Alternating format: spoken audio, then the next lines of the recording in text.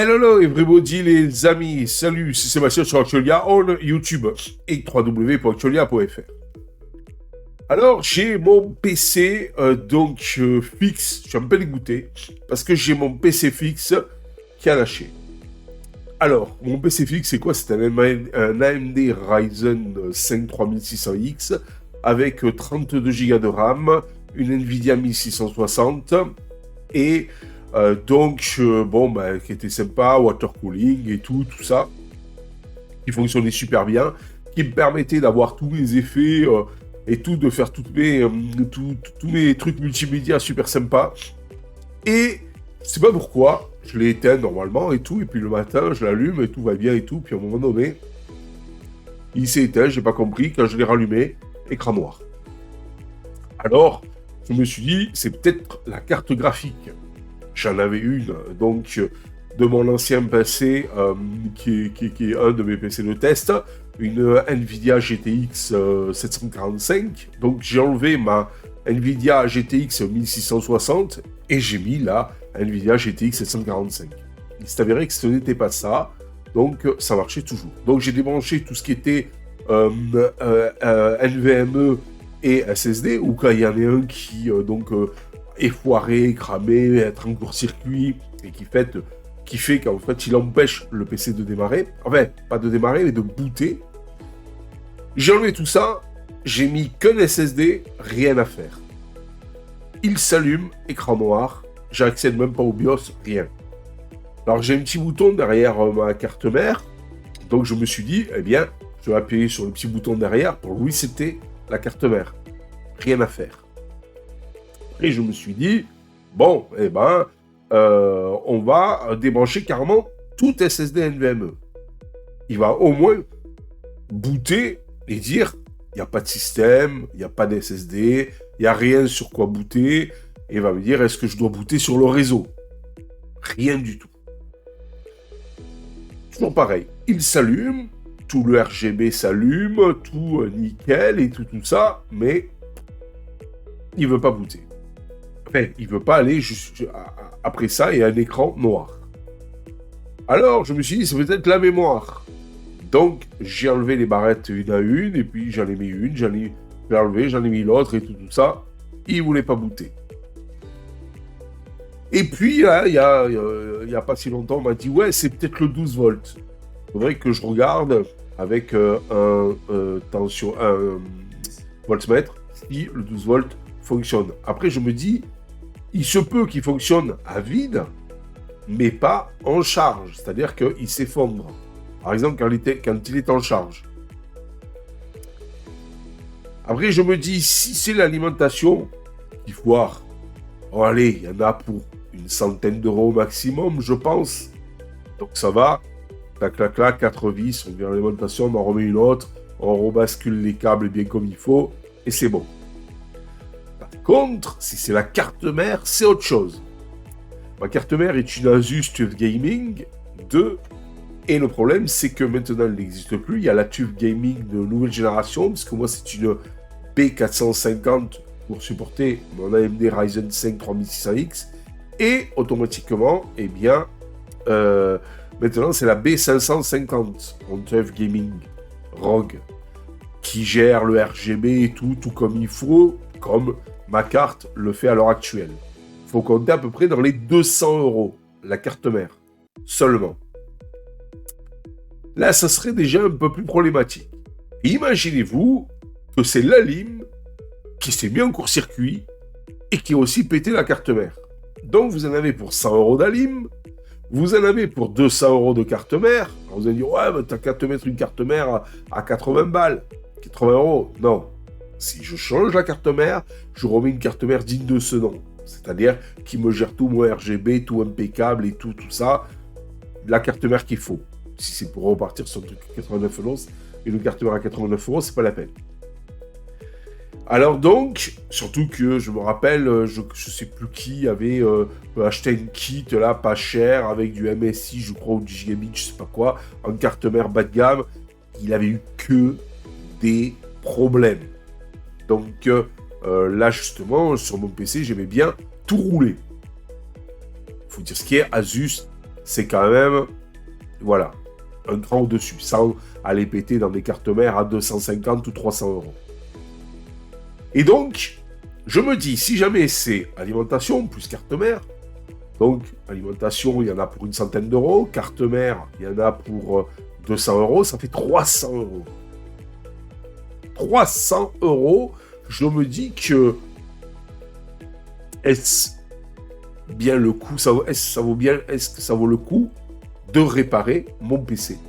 Parce qu'à la limite, j'ai regardé un petit peu la dernière fois sur Amazon, des mini PC assez bien spéqués, vous en avez à 300, 350 euros à l'heure actuelle en promo, avec des bons de réduction de 100, 120 euros. Attention, quand je dis 300 ou 320 euros, c'est un bon de réduction inclus, pas avec le bon de réduction en plus. Donc, des trucs bien spéqués, ils ont 16 ou 32 Go de RAM, ils ont 512 ou 1 Tera de NVMe, et tout ça, etc. Entre-temps, j'ai donc tout simplement, parce qu'il me fallait un PC, entre autres pour faire la vidéo que vous êtes en train de regarder là, et donc je me suis dit, ben Seb, on va prendre ton Dell 30, tu vas prendre ton Dell 3080, qui est, je vous rappelle, un mini PC, donc avec une Intel i5 10500T, et avec une carte Intel 630 à l'intérieur. Voilà. Truc de base, avec 16 Go de RAM, en DDR4. Et donc, je l'ai mis. C'est là ce fameux PC que j'avais dédié pour Chrome OS et Fedora Linux, GNOME. Et j'avais déjà dédié avec la 38, après j'étais passé de la 38 à la 39 sans aucun problème et tout ça. Et je me suis dit, ce petit PC quand même, il est assez véloce. Est-ce que est-ce que franchement, si je lui mets Windows, parce qu'il faut dire ce qui est, j'avais mis Linux, j'avais Linux dessus et tout ça, mais je me suis dit, bon, je suis un petit peu bloqué par rapport à mes logiciels multimédia et tout, je vais voir comment se comporte justement, Windows là-dessus. Alors j'ai viré le NVMe de 512 Go où il y avait ma Fedora, et en plus ça rime, et j'ai mis un NVMe d'1 Tera où j'ai installé donc tout simplement Windows 11 dessus. Parce que c'est un 10500T, donc il n'y a pas de problème. Il est compatible sans aucun souci Windows, au pire Rufus, comme je vous expliquais la dernière fois, donc pour l'installer sur un PC non compatible. Générer un ISO. Et donc j'ai installé mon Windows 11. Et de là, j'utilise CapCut pour enlever le fond Facecam et le transformer en fond vert pour y mettre le fond que je veux derrière. Ou m'intégrer, juste moi, donc directement dans un studio virtuel. Et j'ai trouvé qu'il marchait correctement. Bon. Après, je l'utilise pour les lunettes, la virtuelle, ou donc ma trombine, et je vous expliquais pourquoi justement là j'ai pas ma trombine. J'utilisais Snap Camera. Vous allez me dire, il n'existe plus. Mais il y a un gars qui a refait les serveurs, donc pour tous les additifs. Et donc vous pouvez utiliser la dernière version de Snap Camera que vous trouvez encore sur le net. Vous patchez l'exé, vous installez le truc, vous patchez après le logiciel principal et ça vous permet de rediriger le logiciel vers les serveurs du type et plus vers les serveurs de Snap Camera qui ont fermé. Et donc, là, c'est généré avec le 10500, le Dell 3080 10500T, Intel i5 10500T, et vous voyez, ça fonctionne nickel. Après, pour ma trombine en temps réel, mon avatar en temps réel, là, par contre, c'est là où il y a une restriction, parce qu'il y a une Intel 630, donc tout simplement, qui est juste une carte GPU intégrée dans un processeur, et c'est pas top des tops. Le pire dans tout ça, c'est que j'ai essayé, grâce à ma bidouille que j'avais déjà diffusée sur Actualia avec Rufus, de d'installer Windows 11. Donc j'avais installé Windows 11 sur une Intel i5 4460. Et là, j'ai une Nvidia GTX 745. Ben, je vous le donne en 1000. Donc, c'est dans la caméra. Même en générant la trombine que j'avais avant, c'est-à-dire l'avatar en temps réel, ça fonctionne nickel. Cherchez l'erreur. Pourquoi ? Parce qu'il utilise la carte graphique, en fait, pour générer cette trombine. Et donc, automatiquement, c'est le GPU, la carte graphique, est un petit peu légère, comme c'est le cas pour, donc, en fait, une Intel 630 qui est un chipset intégré.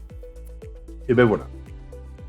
Donc, conclusion dans l'histoire de tout ça, c'est que je me dis, est-ce bien raisonnable si jamais j'en ai pour 300 € de frais pour remettre en état mon PC fixe, gamer, TUF Gaming, PC Millennium, en Asus, eh bien, est-ce que ça vaut vraiment le coup ? Est-ce que ça vaut vraiment le coup d'investir ça pour repartir sur, ok, plus de rapidité, ok, une carte graphique un peu mieux, ok, par rapport à ce que je fais. Parce qu'en plus, franchement, est-ce que ça vaut le coup, tout ça, les effets multimédia et tout, c'est pour YouTube. Quand je vois certains, je ne dirais pas plus, ils sont réfractaires à toute technologie, et que les mecs, dès qu'on vous montre une IA, c'est des hommes des cavernes, ils sortent de leur caverne, alors c'est pas bon, c'est l'IA. C'est comme à l'époque, Stallman. C'est pas propriétaire, c'est privateur. Pendant des années, il nous a gonflé avec son terme privateur. Moi, je suis désolé, mais voilà. Pourquoi investir pendant que là, j'en ai un, ou alors me racheter un petit PC tout bien cool, un peu plus spéqué. Voilà. Pourquoi ? À quoi ça sert ? Voilà. Je me suis fait pirater ma chaîne. J'ai perdu 10 ans de vidéos. J'avais plus de 28 000 abonnés. Et là, ben, ça fait depuis le mois de mars que j'ai recommencé à zéro. Le seul qui m'a donc en fait donné un coup de pouce, c'est Adrien Lustric. Les autres, à l'époque, hein, j'étais sur un canal, je suis toujours d'ailleurs, mais bon, j'y suis sans y être. J'étais sur un canal de Linux et autres. Je dirais quoi, parce que sinon vous allez savoir quel canal. Et quand je me suis fait pirater ma chaîne, pas un mot du dirigeant. Pas un mot de soutien, rien sur sa chaîne YouTube. Le pire, c'est qu'après, ils m'ont enfoncé en me disant tu n'as plus le droit de basculer des vidéos sur donc, la section vidéo de notre canal. Voilà. Et après, on vous dit que Linux, c'est l'entraide et tout ça, etc. Enfin bon, bref.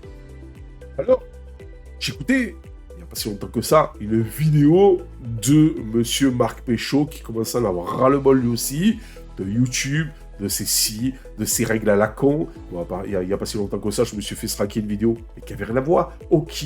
Comment regarder la télévision, donc en fait, officiellement, sur son PC. Officiellement. Eh ben, striké. Ils ont cru que c'était une plateforme de piratage que je mettais en avant. Voilà. Je pense que petit à petit, YouTube sont en train de se mettre une balle dans le pied, mais quelque chose de phénoménal. Et moi, plus ça va aller, je crois que plus j'y pense, et bien plus je crois que je vais me barrer. Voilà. Je vais arrêter, me barrer, peut-être recréer un www.actualia.fr sympa, tranquille, loin de tous ces trolls et de tous ces... qui, quelque part, commencent un peu à me prendre la tête. Voilà. C'est bizarre parce que moi, je vais vous dire quelque chose. Ces mêmes gens, vous les voyez sur d'autres sites internet, ils se tiennent à carreau. Enfin, sur d'autres chaînes YouTube, ils se tiennent à carreau. Voilà. Vous voyez ? De toute façon, la race humaine, je dis bien la race humaine, ce qui englobe tous les humains, quelle que soit leur religion, leur couleur de peau, le truc, tout ça, la race humaine est devenue une pourriture infâme. Des vrais animaux sauvages. Voilà. Et ça fait très peur de nos jours. Voilà. Que ça soit pour un OS, de la religion, de la politique, ou même dans la vie de tous les jours. C'est devenu horrible. Voilà, tout ça, j'ai un peu dévié, mais tout ça pour dire que, voilà, donc je sais plus trop quoi faire. Soit, je garde mon petit Dell 3080, je continue dans mon coin tranquille, et puis, Linux, et tout le reste, je mets que Windows dessus, et je continue mon bout de chemin tout seul, sans plus rien partager, sans rien faire, voilà. À la limite, quelques petites vidéos podcast, entre guillemets, sur un site internet, et encore. Voilà. Vous vous rendez compte que, pour finir, je regardais un petit peu des comment on appelle ça, des chaînes, voilà, YouTube, qui parlent de conneries. Je veux dire, de conneries. Vous voulez que je vous donne un ordre d'idée? Le mec qui était en train de, par exemple, de montrer comment roule un pétard. C'est très intelligent. Voilà. Ou mais des trucs complètement débiles. Et c'est des mecs qui génèrent quoi, une quinzaine de vues et qui ont pratiquement 1000 abonnés. Le mec là, celui que je vous parle, il était à 990 abonnés. 990 abonnés pour un mec. Ou alors, un mec, qu'est-ce qu'il a fait, hein? Il a plongé dans sa piscine. Voilà, il est content. Il a montré comment il plongeait dans sa piscine. Voilà. Non mais, je pense qu'on est devenu fou. Et moi, j'essaie de vous faire de l'actualité multimédia et tout, de vous faire des trucs sympas et tout ça, de vous montrer des IA et tout, des trucs qui peuvent faciliter la vie. Parce qu'alors, quand il y en a, ils vont sortir, ouais, l'intelligence et tout ça, nanana. Mais quoi, l'intelligence? L'intelligence artificielle qui vous permet de doubler une vidéo? Non. Mec, tu vois pas où est l'intelligence. Retourne dans ta caverne et nous gonfle pas. Voilà. Surtout, ne me gonfle plus. Voilà. Je pense que je vais faire le tri sur ma chaîne. Et si ça continue comme ça, j'arrête. Je vous le dis, clair, net et précis, j'en ai marre. Voilà, j'en ai marre. Ça sert plus à rien. Les gens n'ont plus aucune empathie. Ce sont des putains d'animaux sauvages. Et ça, vous voyez, je suis pas souvent vulgaire. Mais là, faut que ça sorte. Comme me dit monsieur Marc Péchaud, faut que ça sorte. Voilà. Bon, je vous tiendrai au courant malgré tout par rapport à mon PC, ce que je vais faire, qu'est-ce qu'il a réellement et tout. Demain, je l'amène au magasin Microtech. Voilà, chez le magasin, chez Microtech, magasin d'informatique que j'affectionne tout particulièrement. Voilà, c'est des mecs qui sont sympas, très cool, très courtois. Bah oui, il y en a encore. Voilà, et ça fait plaisir. Allez, sur ce, je vous dis ciao. Bye bye. Si vous avez aimé cette vidéo, abonnez-vous, mettez un pouce en l'air, et partagez cette vidéo, merci, cela fait toujours plaisir.